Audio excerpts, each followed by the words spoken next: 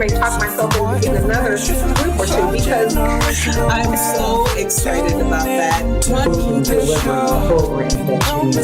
Hello, everybody. It's Tony Harris Taylor and San Diego. Then you ran me down here in Dallas. So I had.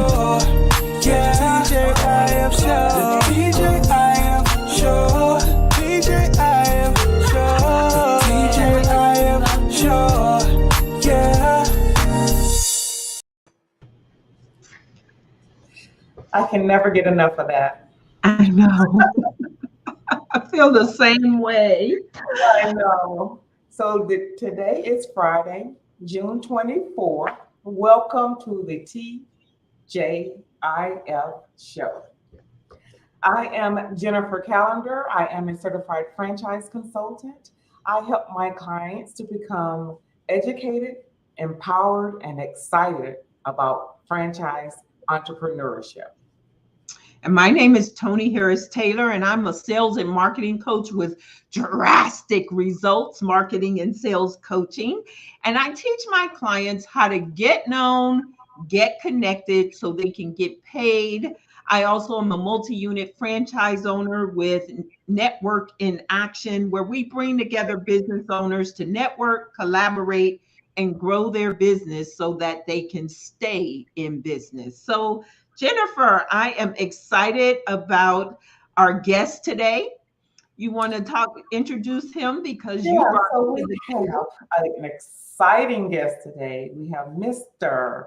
Bryan Garner of Manual Makers. He will be sharing some foundational information with us about successful franchise operations. But before we bring Bryan to the stage, let's just recap our awesome week, Tony. Miss Jet Setter, Tony.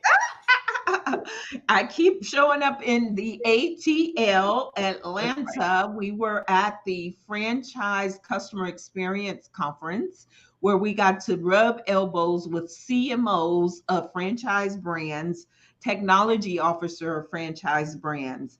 And it was great. It was amazing. Of course, my calendar is full of appointments, and we are creating brand awareness in the franchise space about networking action, and they know we exist now. We got pretty blue jackets. Yes, we showed up with force.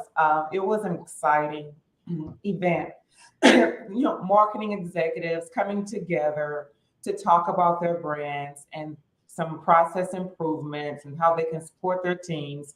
And we just learned a lot about brands and what they're doing and honing in and diving in to support their teams and franchisees. Awesome week. Looking forward to, I guess the next event is here in Atlanta, the Leadership Conference later in the year. So I think Tony will be making a visit back to Atlanta for that.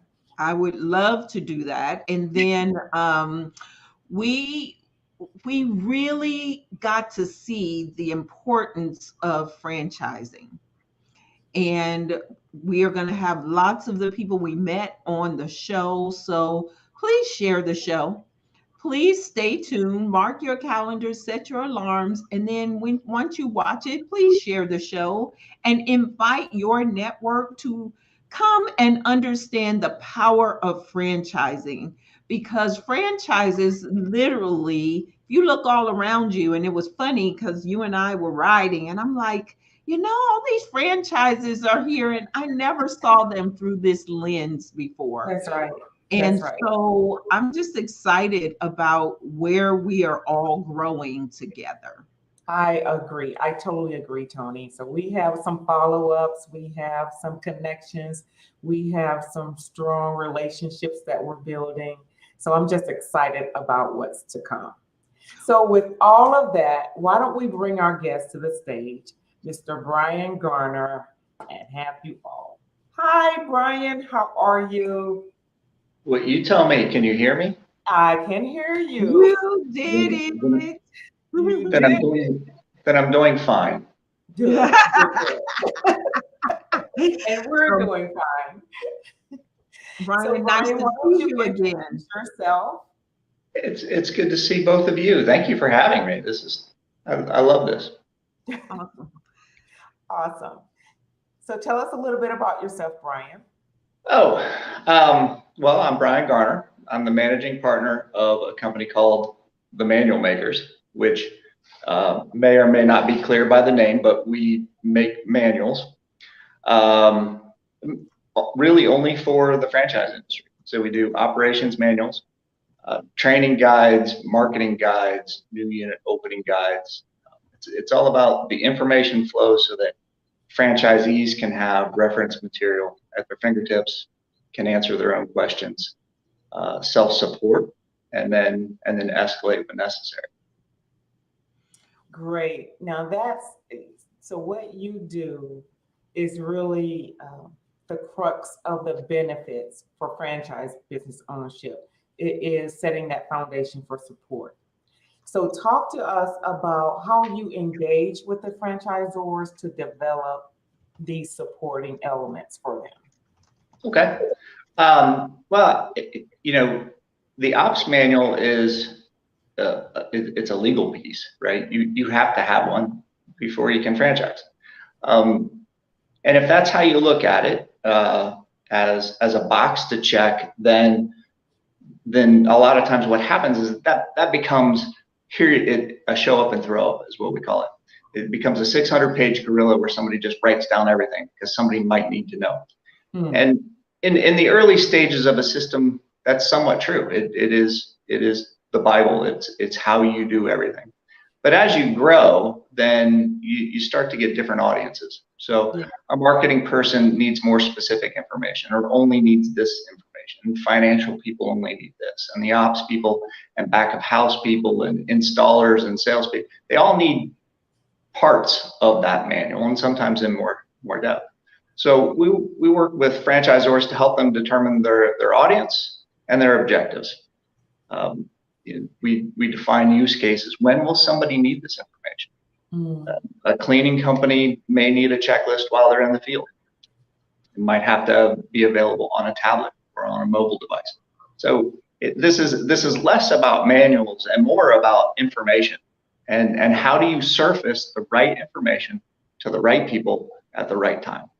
Because the biggest complaint we hear from franchisors is nobody ever reads my manual. It just sits on a shelf and collects dust. Yeah. And that's true, but useful information gets used, and information that's easy to pull out. People don't read to know, they read to do. So I've got a 600-page manual. I'm not going to read that manual until I need to read page 312 of that manual. And then I need it like that. So we work with them to define their use cases, define their objectives, and figure out how to give franchisees the information they need, when they need it, and where they need it. Yeah.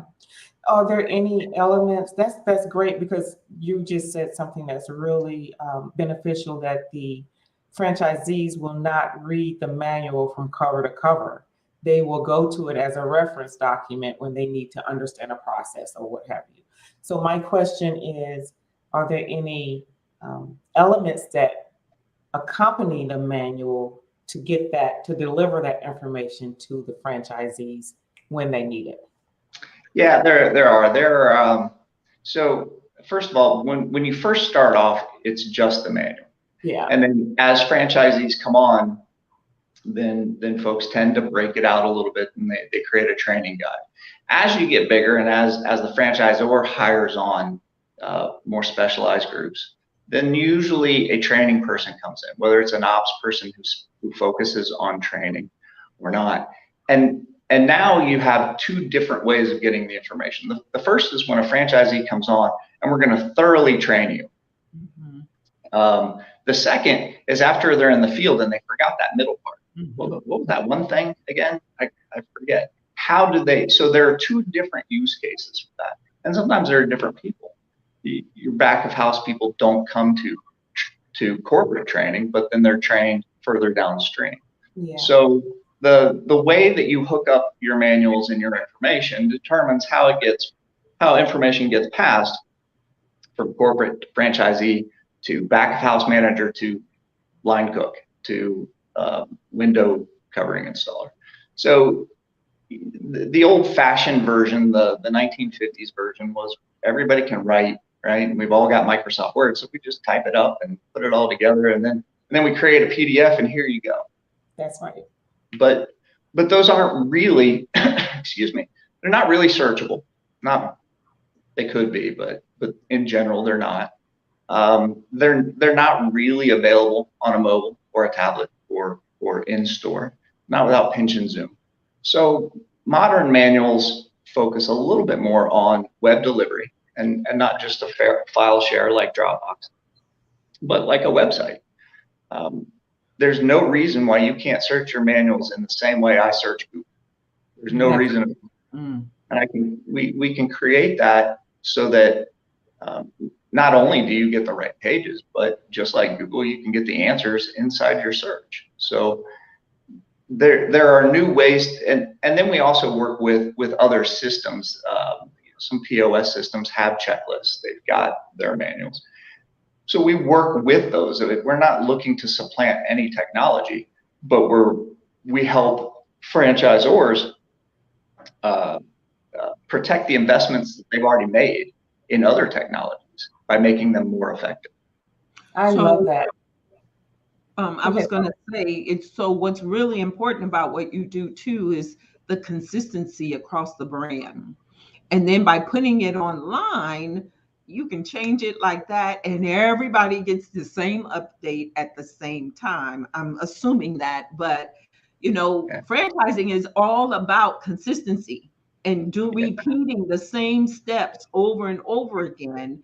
And if a small franchisor doesn't have that set up, then it's going to cause them pain later, right? There's several great points in there, and I'm not even really sure where to start, but there are three aspects to every manual, every piece of information, and that's create, and then you have to publish it, and then you have to manage it. And everybody comes to us with the create. I need a manual. And we certainly do that. But how I create it determines my publication choices. So if I create it in a PDF, then really all I can do is either email it to people or put it into a file share. And when I email it to people, guess what they're going to do? They're going to save it to their hard drive so they don't have to ask you again.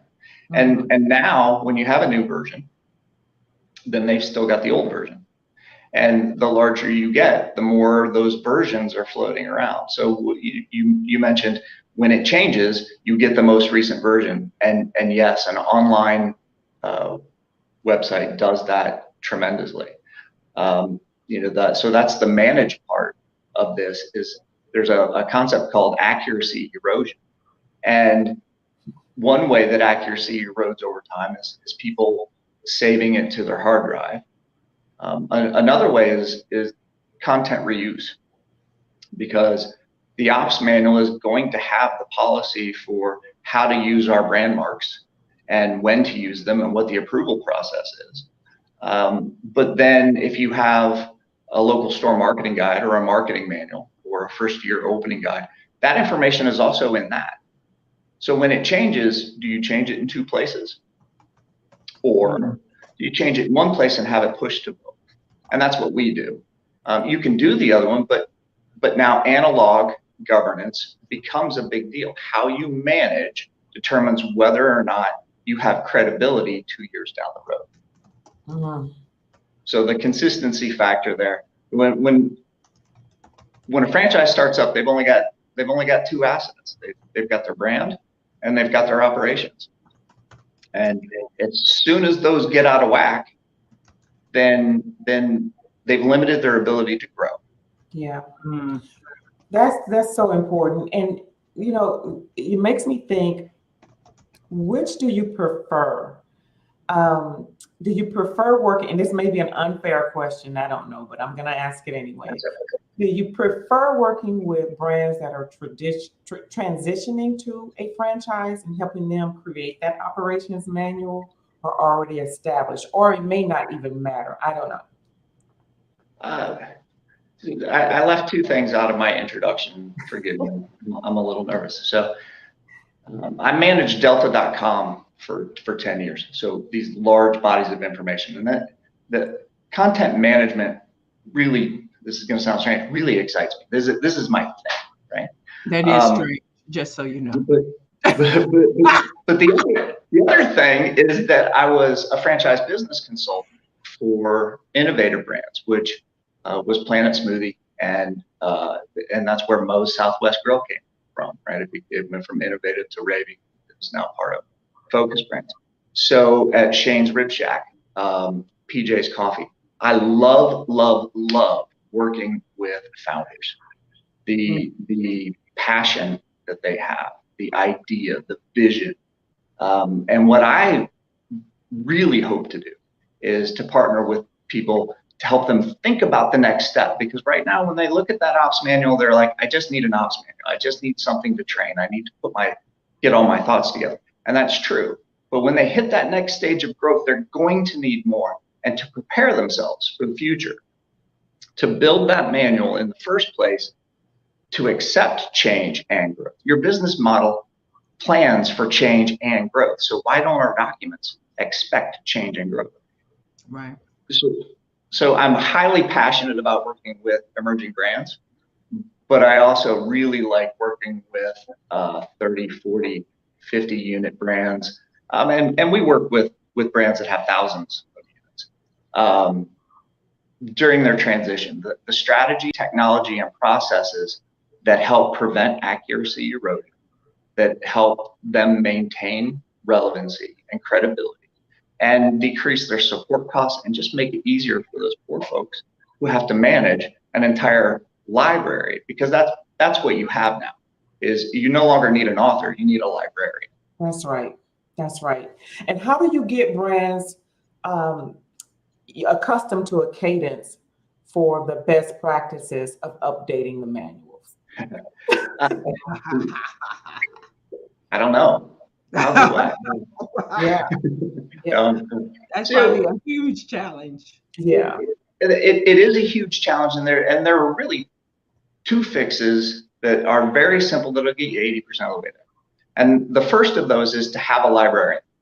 Have one person who knows all of the content, no matter where it is. They don't have to be a subject matter expert, but they have to know where all of the content is, who the subject matter experts are, and how the technology works to publish. And then the other thing is an editorial calendar. Not all of these documents have the same change frequency. Your operations manual doesn't change all that often. You shouldn't have to change all the time. If you do it right, if you write it evergreen, if you refer to the FDD instead of copying the FDD. So the different change frequencies of your library, keep that in an editorial calendar. Know who the subject matter experts are, the SMEs for each document, and then manage that. Every quarter, these two documents get updated. Every year, we review everything. And it may not change, but I'm going to change the date on it so that when a franchisee reads it, it's a recent date. Yeah. They know that we've reviewed it and said this is accurate. Because if something hasn't changed in 7 years, but I see 2015 as the creation date, I don't trust it. Right. So information trust is a huge part of this, and your brand's credibility and your brand. So I would like to go back to the beginning. You said you worked for Delta. How did you transition from Delta to what you're doing now? Seamlessly. Because I started doing this, and it seemed odd, but Delta was all about content management. I built a content management system for Delta Airlines, and then rebuilt it, like updated it 6 years later. So I've been developing websites since 1995. Okay. And content management is essentially that. There are naming conventions. There's content reuse. So we use a content management system called Madcap Flare, for anyone who cares. And it was originally designed as a help system. So it's meant to pull information, just the needle out of the haystack, and give it to you. So we use that in an innovative way. to create long forms of content, to reshare information across documents, to change once, update everywhere. All of these principles, honestly, are exactly the same. It's just a different subject matter. And for franchises, it's a subject matter that I'm very familiar with, having been involved as both a business consultant and also franchise development. Okay. Which is one more point real quick. I'm sorry. Sure. That early franchises, we're not just about useful content, we're about beautiful content. A lot of folks come to us after they've been around for a while and they hand it to us. A buddy of mine says that their manuals look like a ransom note, because over time, different people, different systems, throwing stuff in, we care a lot about how it looks, because remember, you only have two things: your brand and your operations. That's right. And especially in the early stages, when you've only got 8 units, 15 units, and you're competing for franchisees, for qualified multi-unit franchisees, you know, it's a differentiator to look good. Yeah. Absolutely. So I guess you're not a friend of the operations manual with the sticky notes in there. You know, The red lines. it's a useful tool. Actually, we produce everything in at least 2 formats. One is the PDF. We try to put people online if they're interested in that. But everybody also gets a Word version, a printable version, and that's how they keep track of their changes, the non-material changes.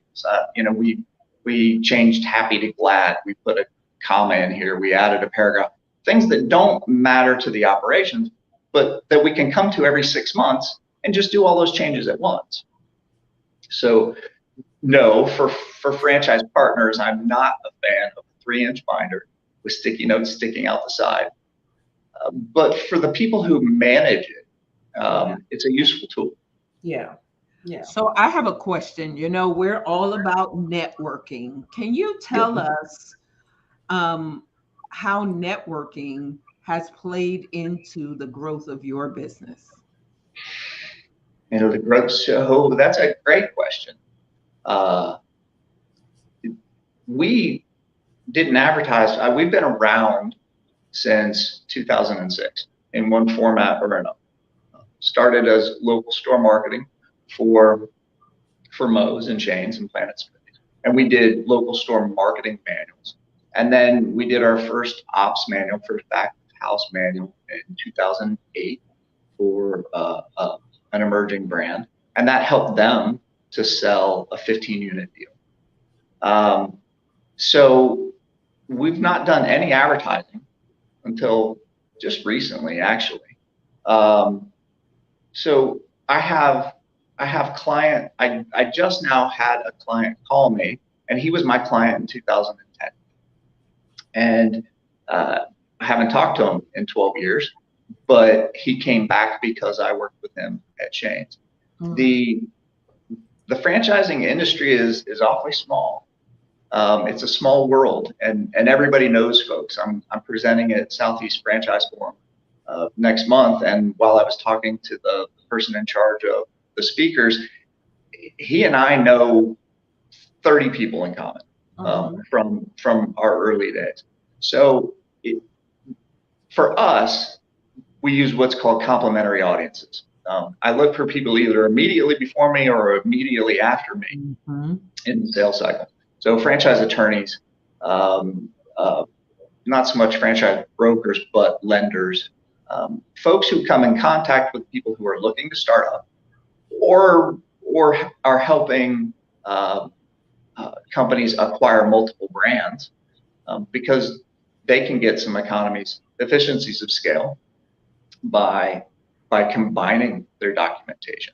So, you know, it's kind of like having little pods of people, folks like yourselves. Talk about the small world. I saw Jennifer saying that she had just reviewed a bunch of brands and she was really excited about going out and selling them. And one of them is one of my favorite clients from Texas. I'm not sure if it's kosher to mention it, so I won't. Well, I was thrilled to death to see two people that I really like coming together on their own. So that's the power of networking here, I think. Absolutely. Absolutely. Love Well, that. tell everybody how they can get in touch with you. Well, the best way is always the website, manualmakers.com.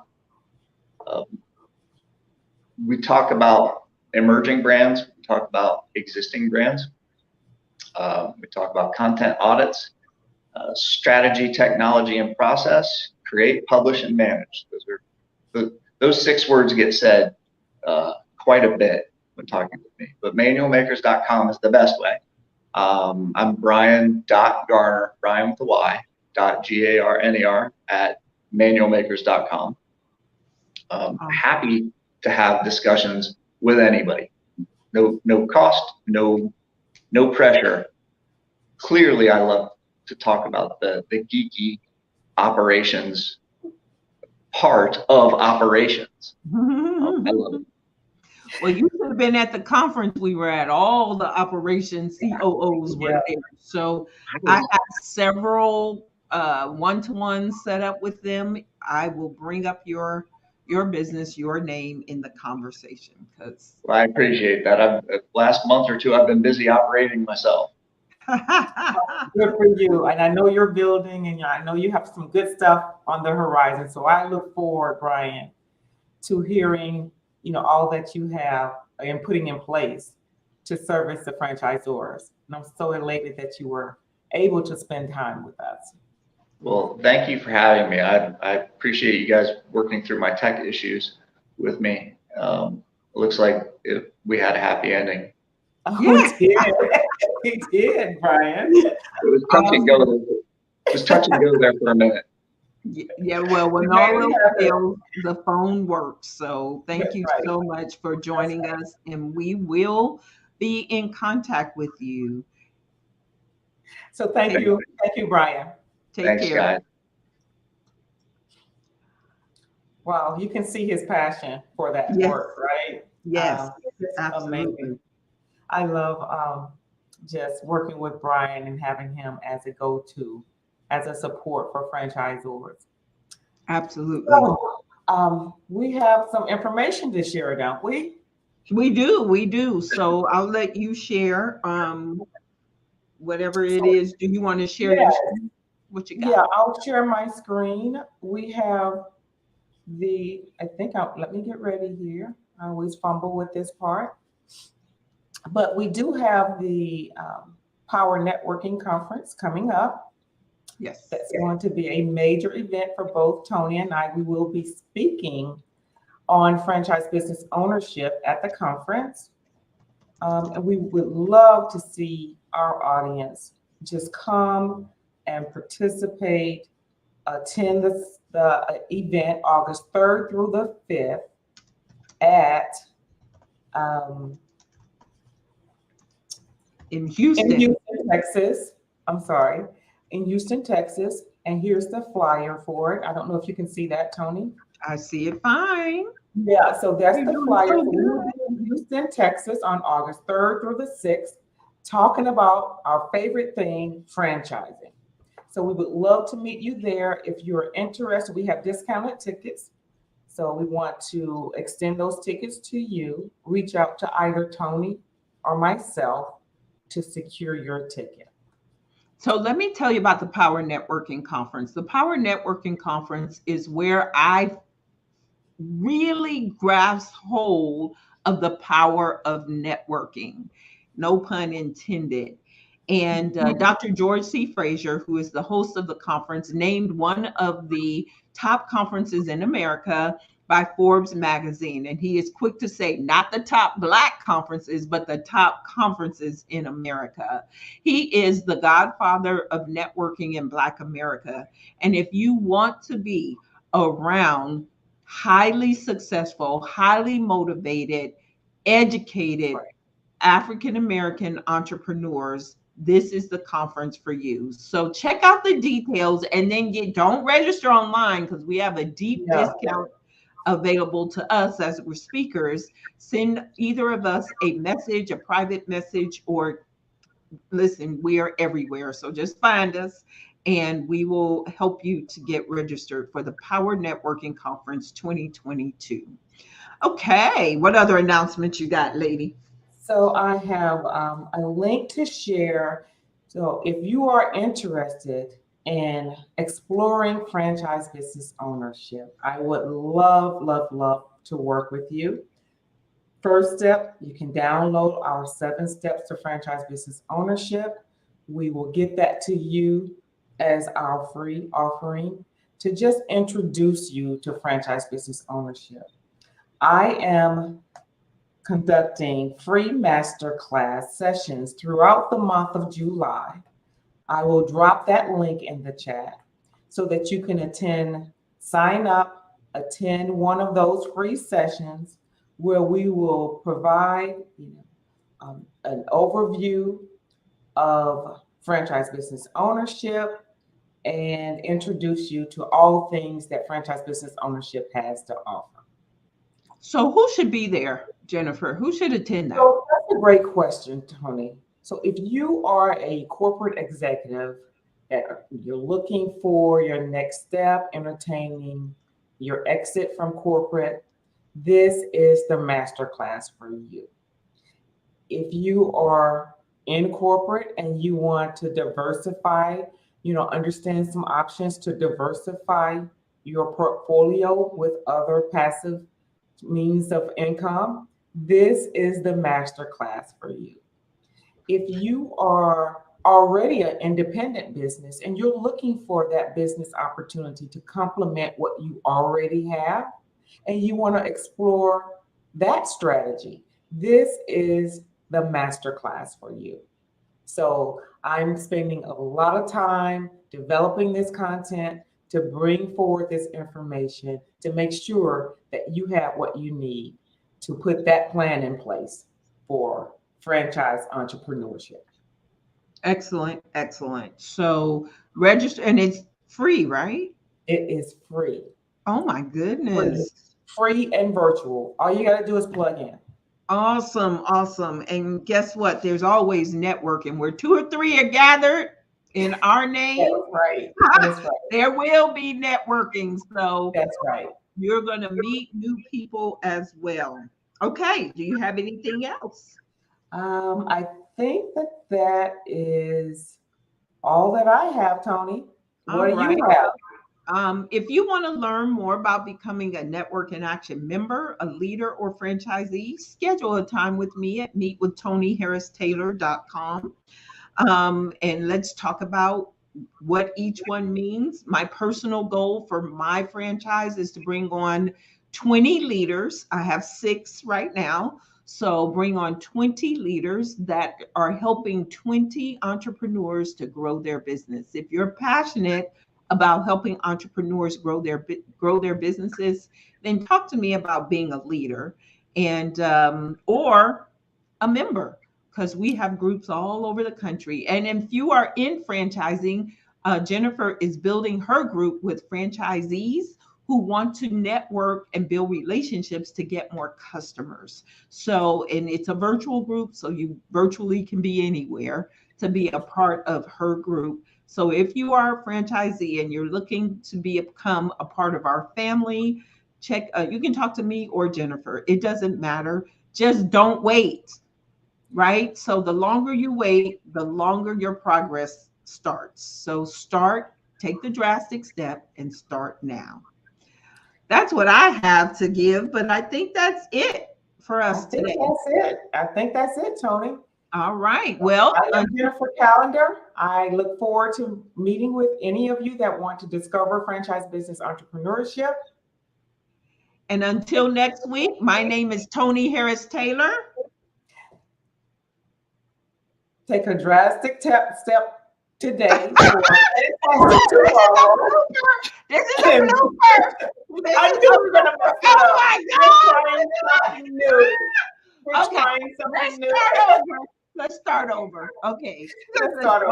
This is a blooper of every sort. If you are live with us right now, you just witnessed our blooper. So You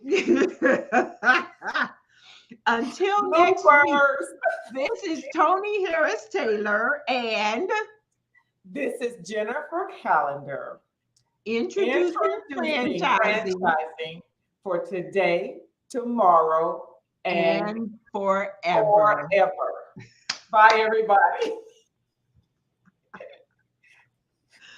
Awesome.